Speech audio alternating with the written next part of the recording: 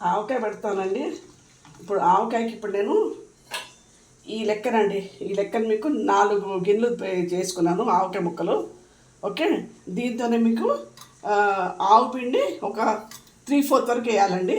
ఆవు పిండి plus half గిన్నె ఏమో ఉప్పు అండి. గల్లుప్పు అయితే ఒక 3/4 వేసుకోవచ్చు. మామూలుగా మనకి సాల్ట్ అయితే హాఫ్ వేసుకోవచ్చు అండి. తర్వాత ఏమో మెంతి పొడి ఏమో 2 టేబుల్ స్పూన్స్ అండి. ఇది వేసాను. అండ్ 1 లీటర్ పల్లి నూనె అండి. అది వేసి నీకు కలుపుతున్నానండి. ఇప్పుడు జాడిలోకి ఎత్తేస్తాను చూడండి.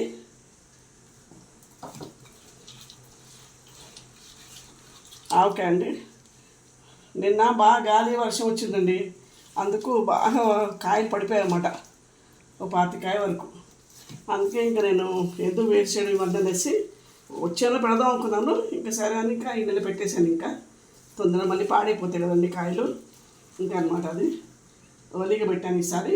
ఎప్పుడు మే ఫస్ట్ వీక్ అలా పెడతాను అన్నమాట నేను, కానీ ఈసారి మాత్రం ఒలిగా పెట్టాను కొంచెం. ఇది 3వ రోజు తీసి ఉప్పు చూసుకొని అట్లా వేసుకోవచ్చండి. ఉప్పు కొంచెం నూనె పడితే నూనె, నాకు తెలిసి నూనె సరిపోద్ది అనుకుంటా, లీటర్ నూనె. ఇంకా కాస్త ఉంది దాంట్లో ఒక గిన్నెలో.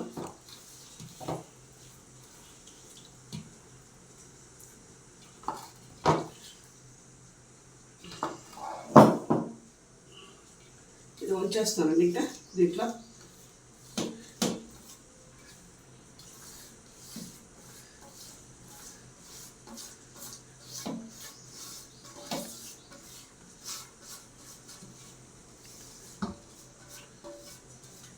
ఈ కొలతలతో పెట్టుకుంటా అండి మీకు చాలా బాగుంటుందండి.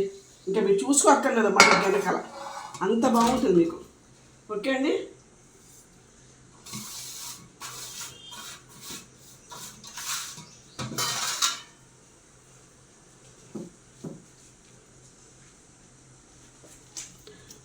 చూడండి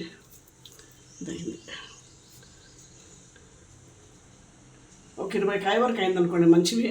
కొన్ని ఏమో పగిలిపోయి ఉన్నాయి, పెట్టలేదు. అవి ఏం చేస్తానంటే అవి చిన్న ముక్కలుగా చెక్కు తీసి చిన్న ముక్కలుగా చేసి అవి ఫ్రీజ్లో పడేస్తాను అనమాట.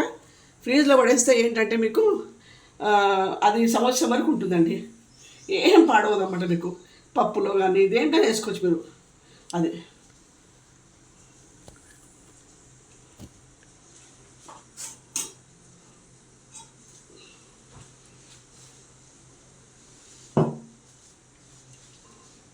ఇప్పుడు నేను వాషింగ్ కట్టు పెడతానండి.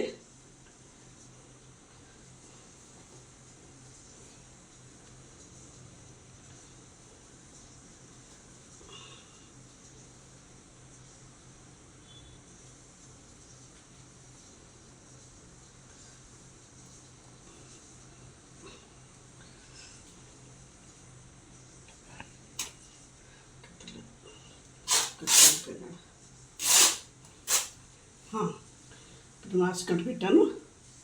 పెట్టి ఇది